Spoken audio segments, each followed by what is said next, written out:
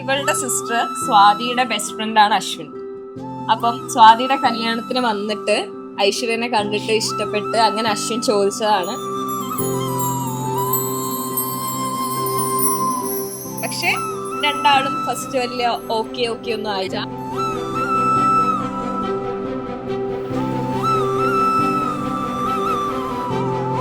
പിന്നെ ഞങ്ങൾ ഒരു ദിവസം ചേച്ചിയായ ഞാൻ മുൻകൈ എടുത്തിട്ട് ഒരു ഡേറ്റ് ഒക്കെ പ്ലാൻ ചെയ്ത് അവരെ ഞങ്ങൾ ഡേറ്റിന് വിട്ടു. അങ്ങനെ ഫൈനലി അവരൊന്ന് സംസാരിച്ചപ്പോ അവരങ്ങ് സെറ്റായി.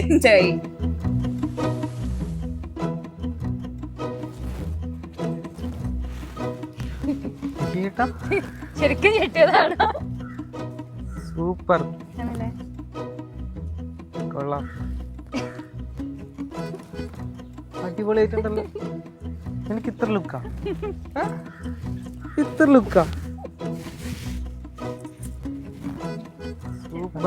കുറുമുകിൽകളെ സിറുമുകകളിൽ യാർ തൂവിനാർ മഴை கொண்டு கவிதை தீட்டினார் இளம் பிறையின இதழிடையினில் யார் சூட்டினார் சிரித்திடும் சிலையை காட்டினார்.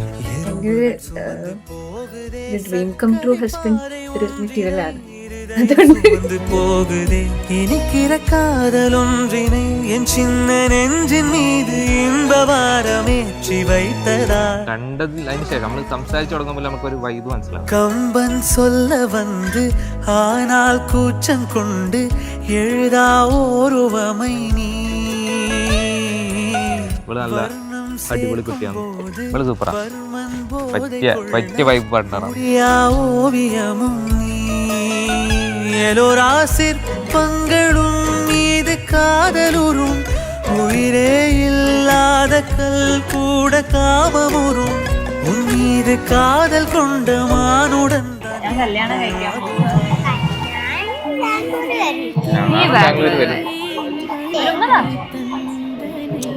തണ്ണീർ കേട്ടേനാമൃതം തന്തനെ. സ്ത്രീക്ക് ഇഷ്ടപ്പെട്ട പോലത്തെ ചെക്കണം തന്നെ കിട്ടി. കെട്ടണം തന്നെ അവസാനം കിട്ടി. കിട്ടിയത് സൂപ്പർ ചെക്ക്. അതെ, പവന ജസ്തുതി പാത്ര പാവന ചരിത്ര രവി സോമവരനേത്ര രമണീയ ഗാത്ര സീതാ കല്യാണ വൈഭോഗമേ രാമ കല്യാണ வைபோகமே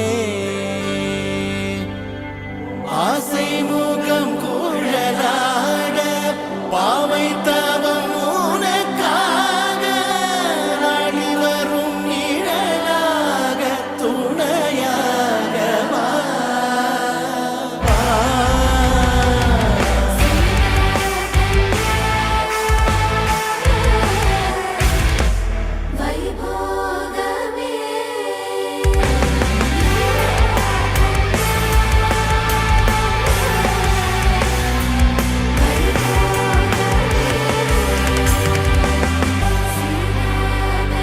എങ്ങനെയാണോ ശ്രീ ഇത്രയും കാലം നിന്നത് അതേപോലെ നിന്നാ മതി. കാരണം അത്ര അടിപൊളിയാണ്, എല്ലാരെക്കാളും അടിപൊളിയാണ്.